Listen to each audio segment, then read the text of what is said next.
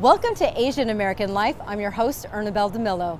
Behind me is the 7 line, also known as the International Express. That's because this subway line travels through some of New York's most diverse neighborhoods. In this special edition, we're traveling to hidden Asian American communities. Here's a sneak peek. Kyung Yoon gives us a taste of what's cooking in Little Nepal, Queens. Plus, my special report on New York's Filipino Muslims. Minnie Roh shares stories of Sikhs in America. And why does Staten Island have the largest Sri Lankan community outside of Asia? Rainer Ramirez traces their path to this quiet borough. This and more on Asian American Life. Our next stop is Queens, where nearly 800 languages are spoken. One of the newest languages you'll hear is Nepali. That's because thousands of Nepalese immigrants have settled right here in Jackson Heights. Jackson Heights, Queens is a neighborhood in constant flux as older waves of immigrants make room for the new. According to the latest census, where I'm standing, right here in the heart of Jackson Heights, is home to people from more than 50 countries, speaking some 20 languages. One of the newer immigrant groups to settle here is the Nepalis. Urgen Sherpa used to trek for a living as a mountain guide in his native Nepal, a typical livelihood for his ethnic group. A lot of Sherpa people are engaged in this mountaineering business. They're trekking and mountaineering. But all that changed when he immigrated to the U.S. in search of a better life. Today, he calls Jackson Heights home and serves as the president of the United Sherpa Association in Queens. America is the place who welcomes everyone, people with all backgrounds, all ethnic groups, all culture, all language. And there's a sense of equality. These are the things that attracted me to America. According to the Pew Research Center, the number of Nepalese in America increased dramatically from just 9,000 in the year 2000 to 140,000 in 2015. Starting in the mid-1990s and through the next decade, many Nepalis fled political turmoil and sought freedom and economic opportunities in the United States. Jackson Heights, Queens was already home to many Indians, Pakistanis, and other South Asians, and this attracted Nepali immigrants like Nabin Shirchan, who arrived nearly 20 years ago. I saw a lot of the South Asian people. That's why I like to move to in Jackson Heights to stay here. It made you feel more comfortable? Yeah, our language and our foods, our culture. That's what attracted me to Jackson Heights. Nabin and his wife Sharmila helped to add a taste of Nepal to the neighborhood when they opened the Mustang Takali Kitchen in 2008. Sharmila says she learned to cook from her mother, and she's proud to share her family recipes of Nepali favorites. I have momos and thali, that means the Nepalese platter. It comes with rice. Dal means lentil soup, black lentil. Then I have vegetable curry. We have very healthy ingredients. What are the changes that you have seen in the last 10, 11 years that you've had this restaurant here in Jackson Heights? Before I have 100% Nepalese customer, but now I have 50-50, I think so, because a lot of other people, American people, Chinese, Indian, Korean, Japanese, a lot of people came here to taste my food. They love it. So Nepali food is growing in popularity. I think so. Now they love my food. Now my customer is increasing day by day. 80% of Nepalese speakers in New York City immigrated in the past 2 decades, according to Adhikar, an advocacy group for the Nepalese community. Adhikar is like home to home, you know. When people come in, we proud to serve our brother and sisters, whatever we have. We always ready to give answer. Adhikar provides services like language education and job training, as well as advocating for the community. Most of the people, when they came in, because of language barrier, it's really hard to get job and survive and communicate and travel. Those are the reason we start English for Empowerment class here. And English for Empowerment class is not only we teach English for them, it's like practically. Teachers, they bring them together and they teach them how to use MetroCard. And they teach them like how to fill up the form when you have to go for the bank or bank account, like those kind of things. Practical knowledge we do here.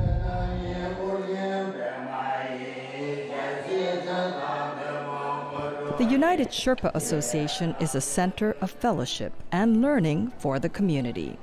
If you walk into our community center, it looks like temple, it looks like monastery. And actually the United Sherpa Association is a little more than that. And we are a community organization. The issues they're facing is their identity, like a language and their culture.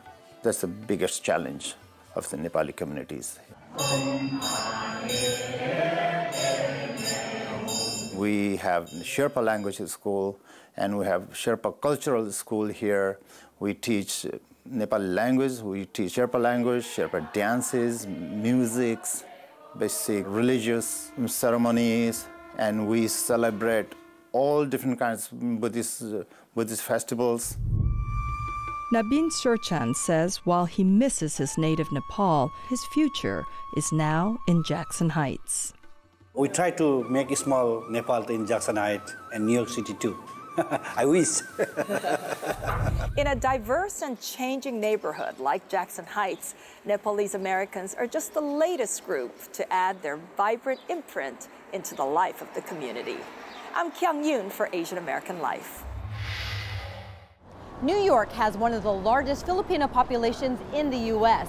While the majority of Filipinos are Christian, little is known about the Muslim community. One woman is hoping to change all that.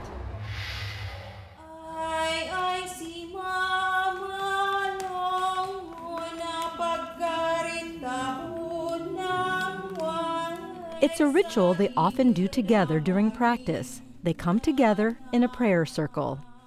In honor of our ancestors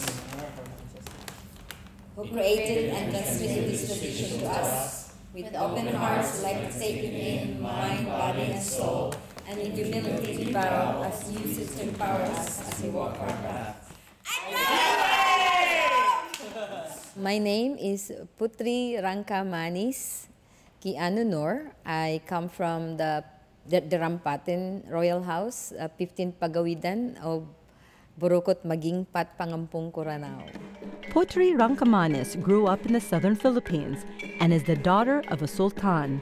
She's a proud Muslim Filipino whose mission since arriving in the U.S. is to keep her culture alive. So I'm part of that stereotype of the Filipinos, you're a nurse, you have to go abroad.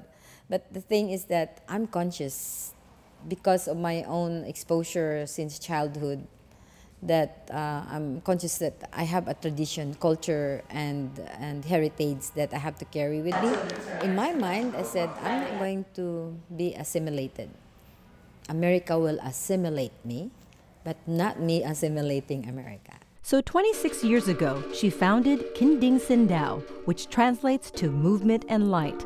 Along with performing classic and original dances throughout the country, they also offer workshops and dance classes, teaching young and old about the history of Filipino Muslims.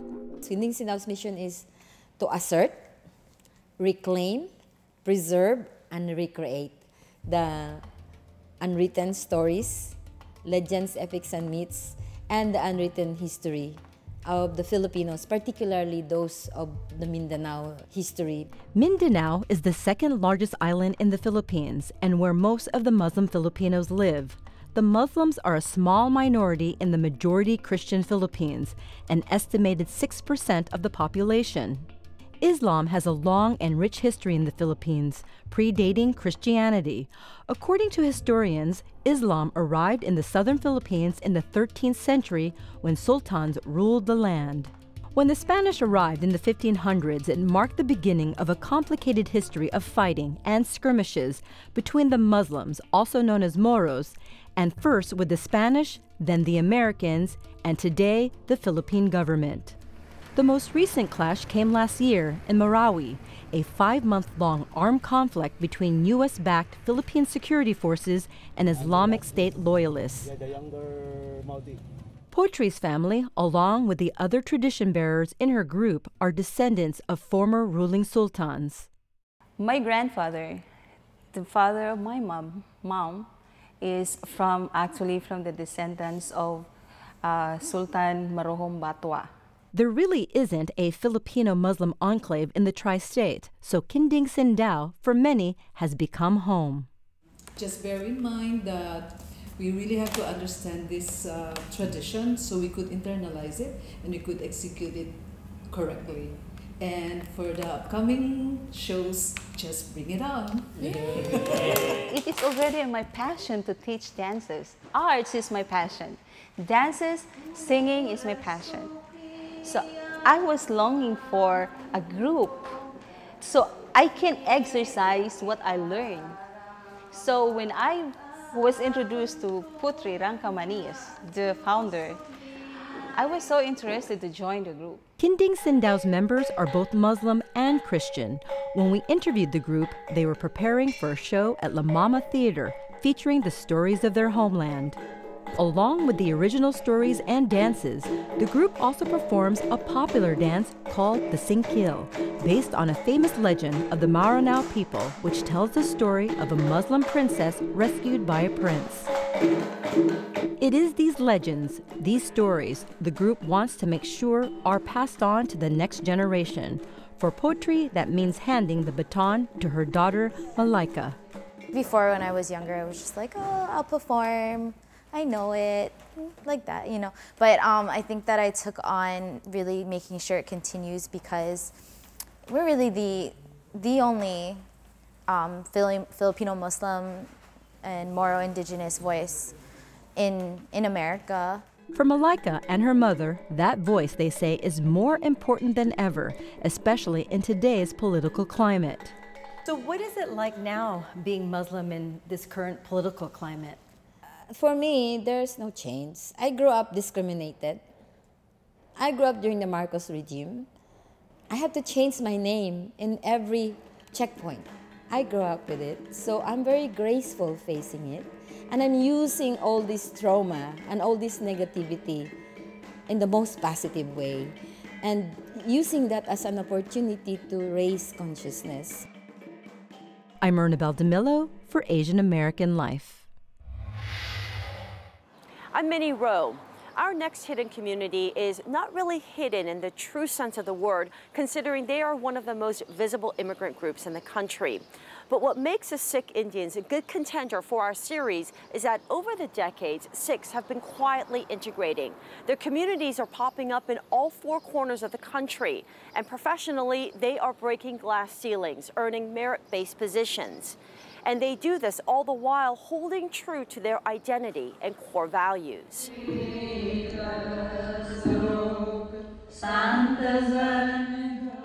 24 hours a day, 7 days a week, there is a steady stream of Sikhs who come to this Gurudwara or temple to pray, meditate, or simply catch up with one another. The center of our kind of our social experience as a Sikh or our faith is the Sikh temples, the Gurudwaras. Guldeep Sethi is the owner of Artiste on New York's Upper West Side. He moved to the United States in the early 80s when he was in the 11th grade, and he remembers a different world than it is today. There was a lot less Sikhs in the United States, so the concentration was pretty much in New York and Queens. You did get looks. It was not easy. You were different. The Sikh religion requires unshorn hair covered by a turban for men who also have full beards.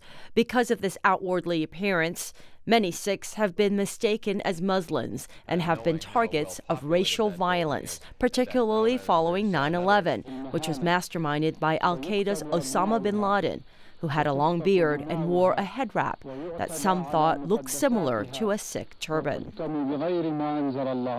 No one should be targeted for how they look, no matter who they are. But invariably, that did start to happen.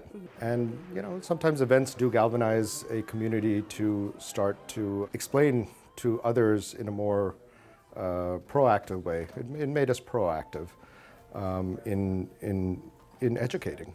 Go home. You don't like America? Leave this country. We're proud to be American. We're proud to be American. We're proud to be American.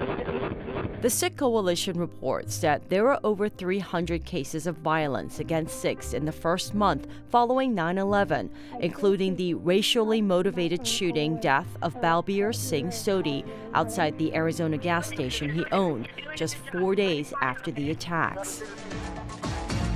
All right, you join us there as breaking news is continuing to come to us from the U.S. state of Wisconsin. Another high-profile case was the mass shooting inside the Gurudwara in Oak Creek, Wisconsin, which killed 6 and wounded 4 others. And there have been countless other incidents, many unreported throughout the years. Sethi says despite their best education efforts, hate crimes against his community continue to occur. Verbal assault, physical assault. There's also just discrimination in the job field, in schools. There's bullying in schools. It's there, and there's a lot of work to do. Sikhs arrived into this country at the beginning of the 20th century to work on the Western Pacific Railroad that stretched from Oakland, California to Salt Lake City, Utah. The first Gurudwara opened in 1912 in Stockton, California, and for many years was the only temple in the country. From 1917 to 1946, there was a ban on immigration from certain countries, including India, and immigration officials even revoked the citizenship of a naturalized Sikh who had served in the U.S. Army during World War I. Then in 1956, the first Asian American to be elected to Congress was a Sikh by the name of Dalip Singh Saud. Then came a shift in policy in the 60s when the U.S. began giving preferences to visa applicants whose skills were needed, especially highly educated professionals. The Sikh population boomed in the following decade, and today there are about 500,000 Sikhs across the United States with a vibrant community in New York and New Jersey. When I came here in 1982, there was one actually functioning Sikh temple, and the second one was coming up. And now I think there must be 13 or 14 Sikh temples in all of New Jersey, and they're all pretty much full. Sikhs are now finding their place in the mainstream. They are doctors, police officers, models, soldiers, elected officials like the mayor of Hoboken, and they are making history like Gurbir Grewal, the first Sikh to ever serve as a state attorney general in the history of this country. Attorney general of the entire state, that's major. Wearing a turban, wearing a full beard just like me, and just like our kids are. That's major. That's a great encouragement for them when we say you can be whatever you want to be, and that's not just hypothetical. That's actually happening. That's really, really huge. The Sikh population has grown so much that the state of New Jersey declared April as Sikh Awareness Month. Many communities, including this one in Glen Rock, New Jersey, celebrated with proclamations by borough officials and hosted community events with fashion shows, performances, and presentations in a display of community pride. In Queens, New York, in an area called Richmond Hill, there has been a strong Sikh community since the early 1980s. Harpreet Singh Toor served for many years as a chairman of the Sikh Cultural Society in Richmond Hill. He says it's encouraging to see such progress made by his fellow Sikhs. Finally, we feel like, that, okay, we are breaking that ceiling where the attention is being paid to understand who we are instead of just pointing the fingers. In an effort to bring more awareness to Sikhism, he helped organize the first Sikh Day parade in New York over 30 years ago. One of the reasons we started the parade in 1987 was the first year when we held it, was exactly the same reason, because we wanted to be visible to the world that this is what we are. Look at us, look at our history. What happened? We're moving. That's good. And movies like Learning to Drive, starring Sir Ben Kingsley, which took second place in the 2014 Toronto Film Festival, further helped to educate the American public about Sikhs. Singh consulted on the film to ensure it accurately portrayed the Sikh faith.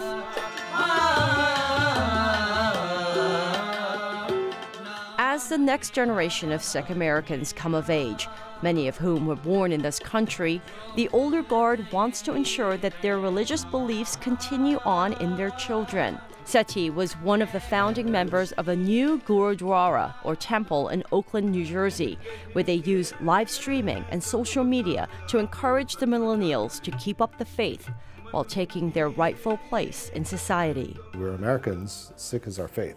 Anybody who thinks that we can live in a bubble surrounded only by our own is really, they're not getting where the world is going. We're in a global society, and we can benefit from others, and what they can benefit from us, we can benefit from them. So we should celebrate differences rather than being afraid of them. I'm Minnie Roh for Asian American Life. Staten Island is the least populated borough in New York City, and that may be the reason why it's home to the largest concentration of Sri Lankan Americans in the United States. What we have here is the pahana. Normally you would have this like when you're having an opening, you have all the chief guests or the people that helped you out to achieve this goal to light this candle. So it's like a whole, like a welcoming tradition that we do. The first Sri Lankan art and cultural museum outside that island nation just opened on Staten Island in New York City. It's a dream come true for its founder, 19-year-old Julia Vijay Singha. She's been planning it and sourcing artifacts since she was just 15.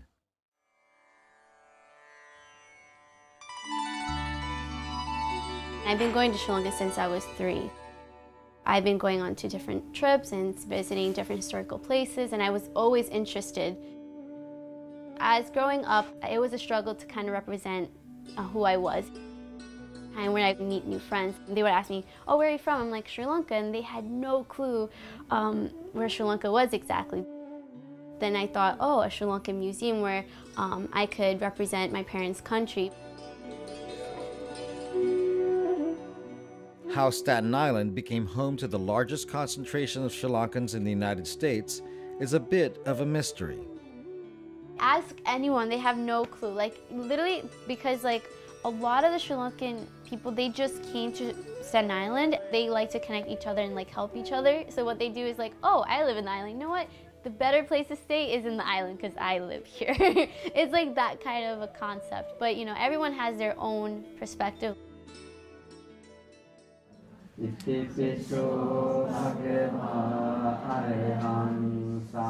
Why do you think Sri Lankans settled here in Staten Island? Because of that first person or the first family, their relatives, their friends came here. And then their friends and relatives came here. This is how it grew up.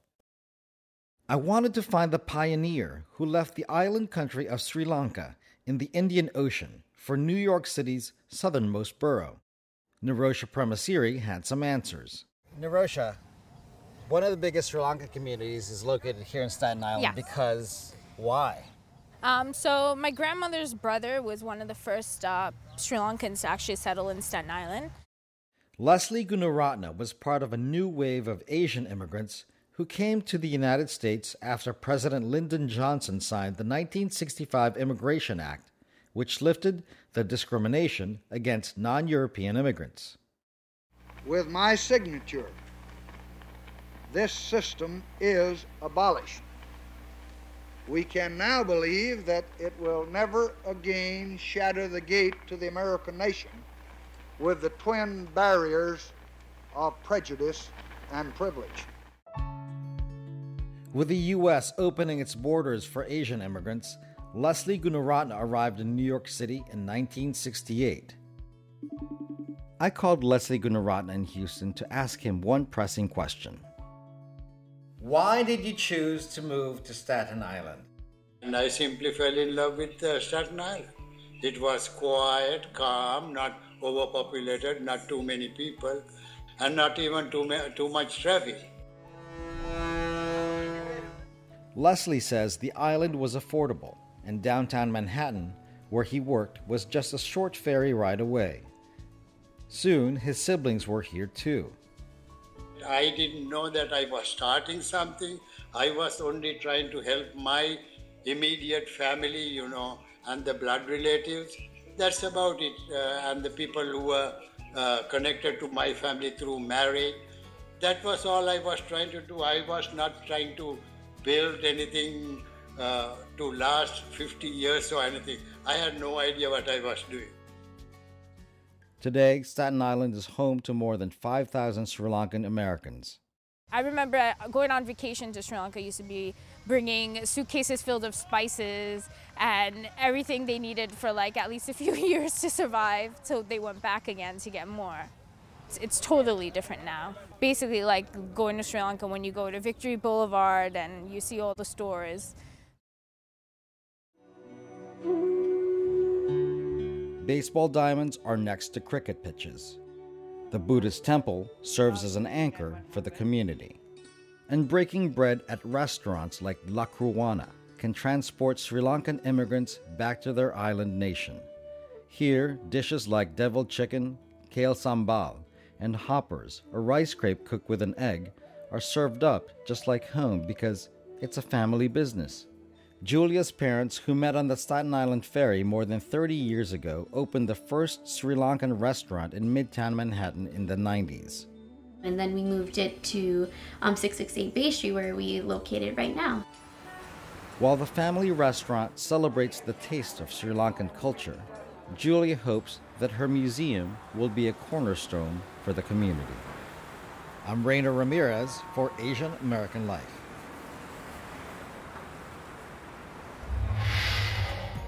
That's our show for now. If you want more information on our show, be sure to follow us on Facebook at Asian American Life. I'm Ernabel Demillo. We'll see you next time.